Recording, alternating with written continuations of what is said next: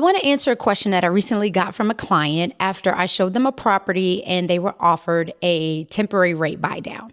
My name is Shalina, and I help home sellers and buyers make educated decisions about the real estate market.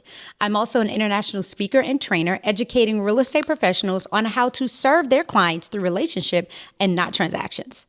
So the question that my client asked is, what is the difference between a step rate, also known as a temporary rate buy down, and an adjustable rate mortgage, or an ARM? Well, the answer is both offer lower initial rates than a fixed rate. A buy down rate has predetermined scheduled interest rate increase, like 2% for year one, 3% for year two, and maybe 4% for the final rate. And there are other examples you can use too for that step rate.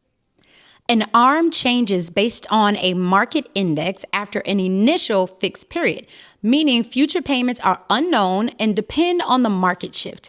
An example of this would be a 5-1 ARM, which means your rate is fixed for the first 5 years, then changes annually thereafter. ARMs introduce market risk that offers potential for lower rates, but it's unpredictable throughout the life of the mortgage.